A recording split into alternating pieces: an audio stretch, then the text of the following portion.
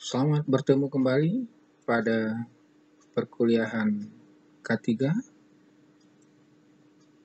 Topik yang akan kita bahas pada pertemuan ini adalah manajemen kebakaran dan kode darurat.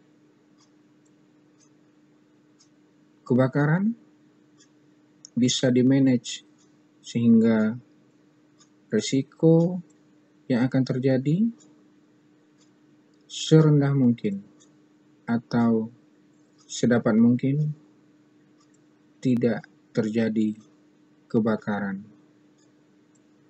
Mari kita lihat bagaimana memanage sebuah kejadian kebakaran. Jangan lupa subscribe dan like ya.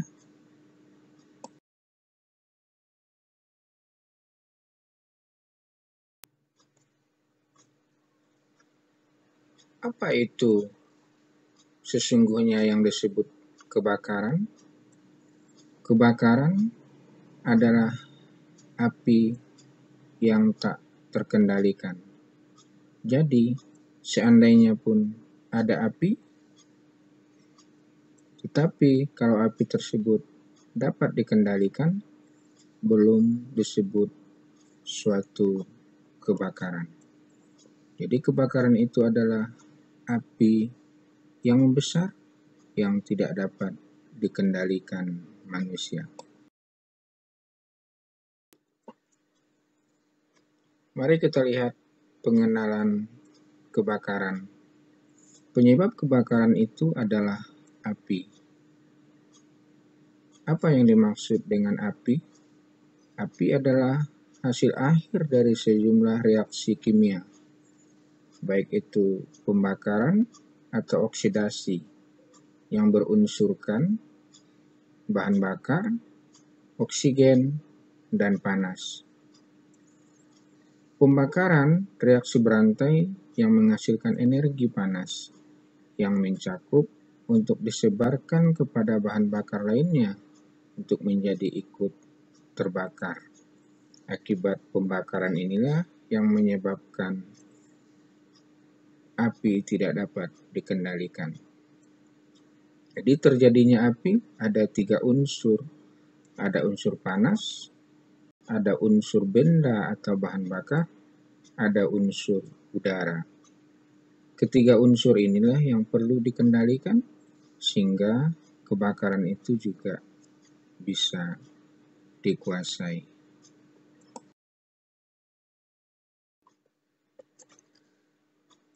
Sesungguhnya apa perbedaan api dengan kebakaran? Walaupun dia sama-sama penyebabnya adalah api. Bedanya, kalau api dibutuhkan oleh manusia, baik itu untuk memasak atau keperluan-keperluan lain. Yang kedua, mudah dikendalikan. Yang ketiga, menguntungkan. Sedangkan kalau api sudah disebut kebakaran, maka kriterianya tidak dibutuhkan. Kedua, sulit dikendalikan.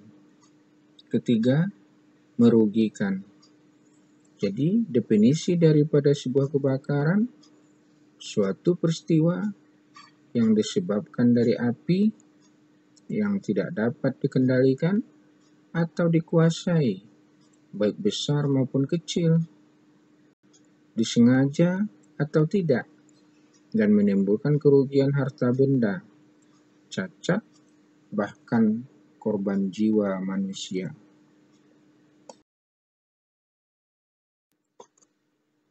Bila kebakaran terjadi di tempat umum, maka kebakaran bisa ditandai dengan pembunyian sirine ataupun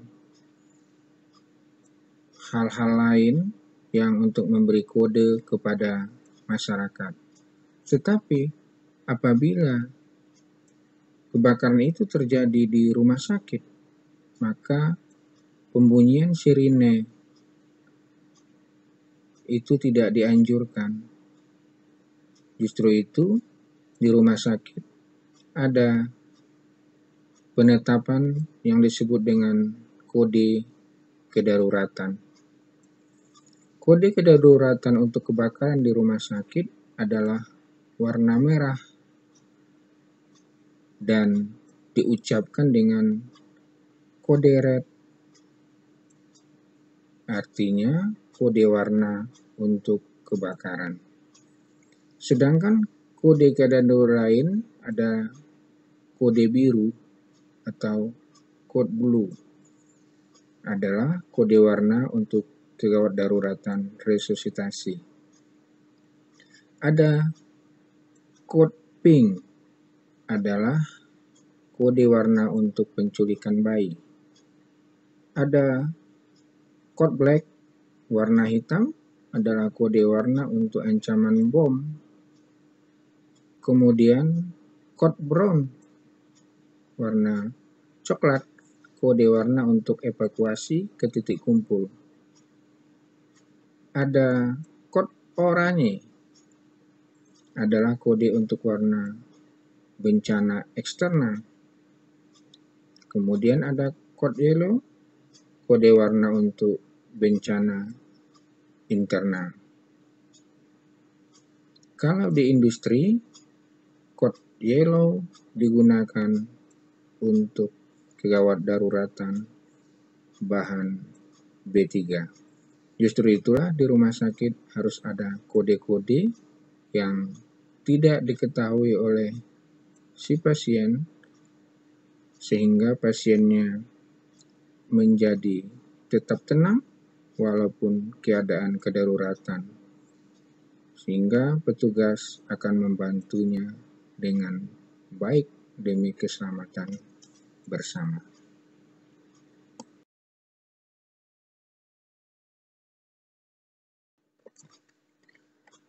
Kita lihat apa sesungguhnya penyebab kebakaran.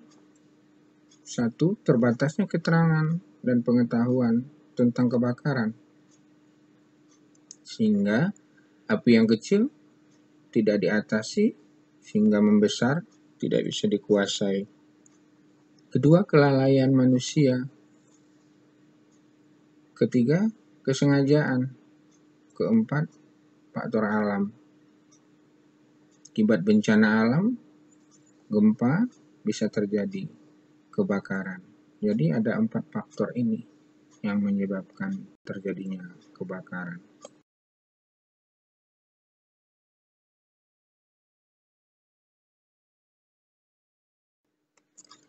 Berikut kita lihat segitiga api.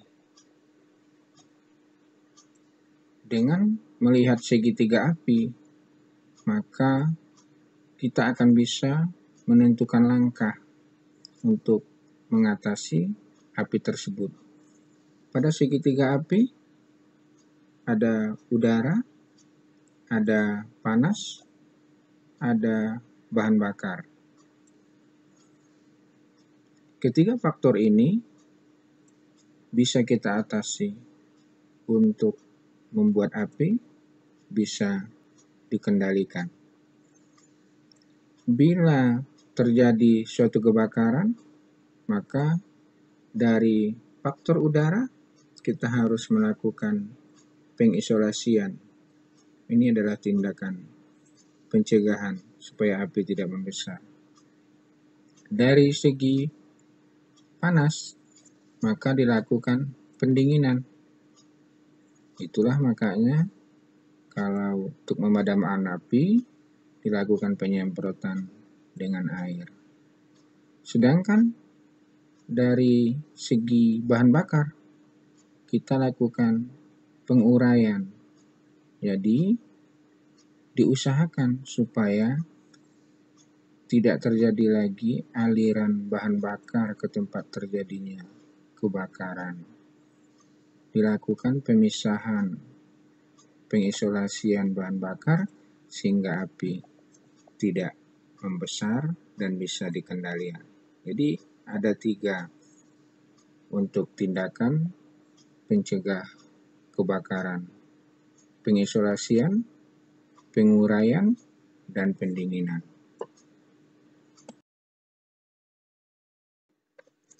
Sedangkan dari faktor bahan bakar, itu bisa dikelompokkan lagi sebagai penyebab kebakaran. Ada dari kelompok A, terdiri dari bahan padat, kecuali logam. Sedangkan dari kelompok B, ada yang cair, bisa cairan yang mudah terbakar. Sedangkan dari kelompok C adalah listrik bertegangan. Dan dari kelompok D ada logam. Jadi inilah yang merupakan kelompok bahan bakar yang bisa menyebabkan kebakaran. Ada kelompok A, kelompok B, kelompok C, dan kelompok D.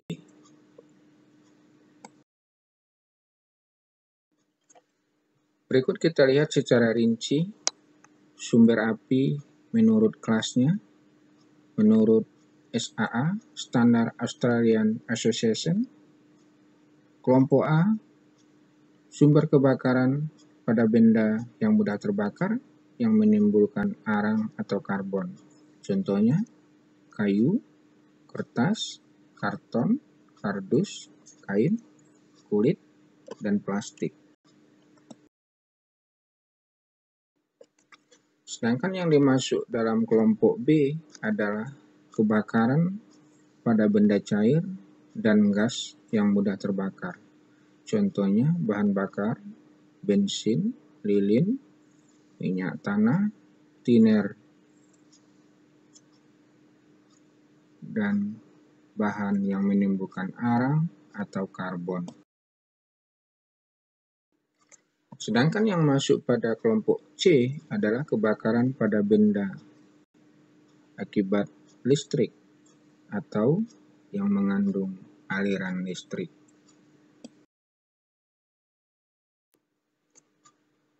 Yang masuk kepada kelompok kelas D sebagai bahan bakar terjadinya kebakaran adalah kelompok D, logam yang mudah terbakar, seperti sodium, litium, dan radium.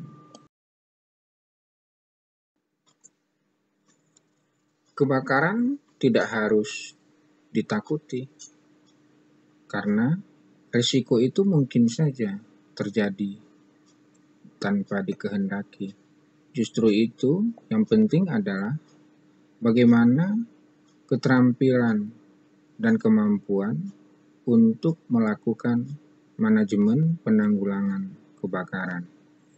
Justru itu kita mempelajari daripada api, apa penyebab-penyebab daripada menyebabkan bisa terjadinya kebakaran, dan bagaimana teknik mengatasinya. Itu pelajari pada manajemen penanggulangan kebakaran. Begitu pentingnya di dalam mengetahui dan memperdalam ilmu untuk manajemen penanggulangan kebakaran. Pada diagram ini bisa kita lihat bahwa penanganan keadaan darurat jauh akan lebih mudah bila kegawat daruratan itu sudah diketahui faktor-faktor sebelumnya, sudah diberi keterampilan kepada petugas-petugas menghadapi bencana. Pada diagram ini bisa kita lihat yang warna kuning. Apabila petugas sudah diberi keterampilan untuk penanganan kegawat darurat, maka risiko itu cukup kecil. Tetapi kalau petugas tidak diberikan keterampilan keadaan darurat, penanganan keadaan darurat, maka akan berakibat pada warna merah. Nah, jadi itu pentingnya pengetahuan dan keterampilan di dalam menghadapi keadaan darurat oleh mahasiswa nanti di dalam bekerja sebagai petugas kesehatan. Bila kita lihat gambar ini yang menggambarkan fenomena kebakaran, bisa kita jelaskan bila suatu kejadian kebakaran awal terjadi, maka pertolongan untuk memperkecil resiko waktu kita hanya di bawah 10 menit. Kita lihat setelah mendekati 10 menit akan terjadi pertumbuhan yang begitu cepat sehingga suhu sudah mencapai 600 derajat Celcius. Justru itu, penggunaan alat pemadam api ringan secepatnya harus dilakukan oleh petugas sebelum mencapai 3-10 menit. Pertolongan pertama hanya bisa dilakukan secara intern oleh petugas yang ada di rumah sakit.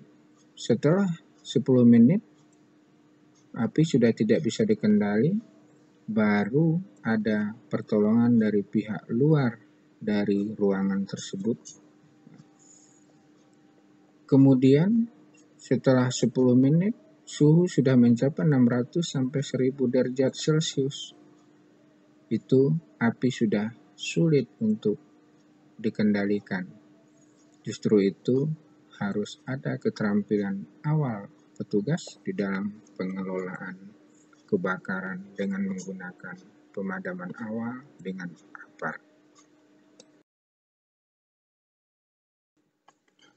Pada gambar ini bisa kita lihat bagaimana penanggulangan kebakaran secara intern maupun ekstern.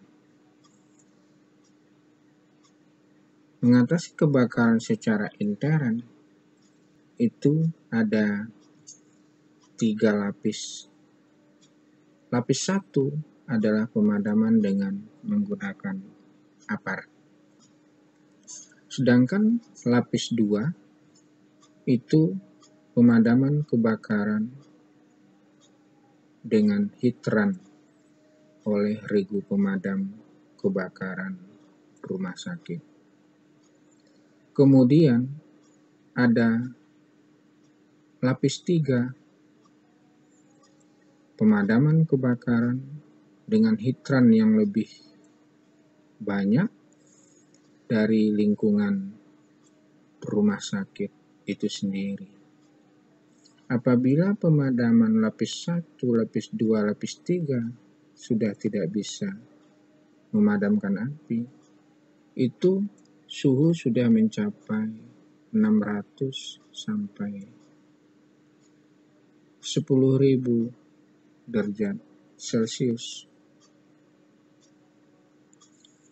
Sudah sulit sekali untuk melakukan pemadaman. Menunggu pihak damkar datang sebagai pemadam lapis 4 itu lebih kepada pencegahan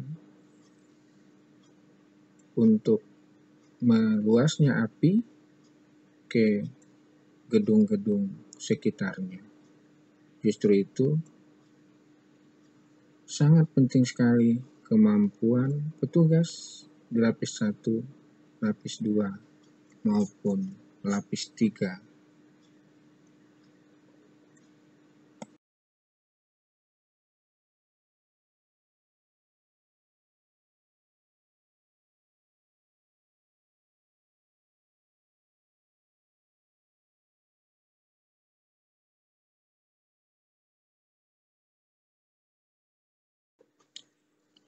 Kalau kita lihat bagan ini, ternyata Untuk menyiapkan alat pemadam lapis 1 yang disebut dengan APAR, harus bisa direncanakan secara efisien, efektif, dan aman. Untuk bisa menciptakan hal seperti itu, maka harus ada manajemen pengelolaan APAR. Pertama, harus ada sebuah kebijakan.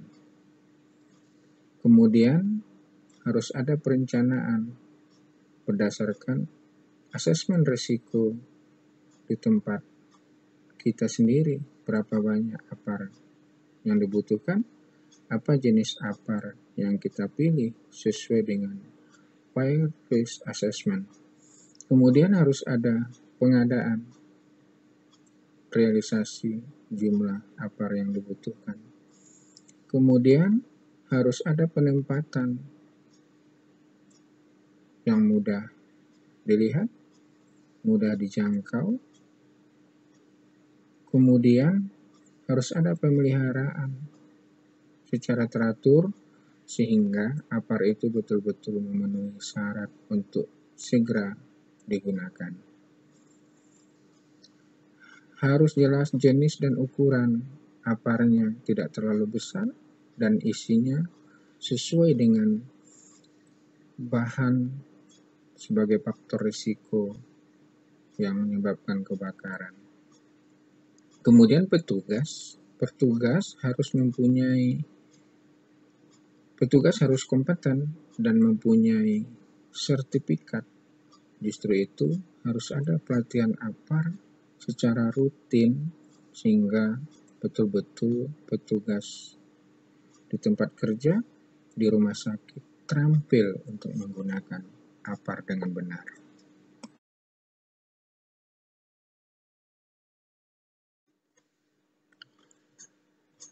Apa risiko bila sudah terjadi kebakaran? Risikonya cukup besar.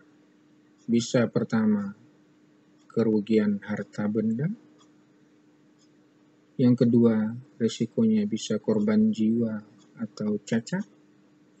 Yang ketiga, kerugian kehilangan usaha. Yang keempat, ekonomi sosial. Begitu luasnya kerugian akibat kebakaran bila sudah terjadi. Justru itu harus dimanage, diantisipasi, dan dikendalikan. Mudah-mudahan kebakaran tidak terjadi di tempat kita masing-masing.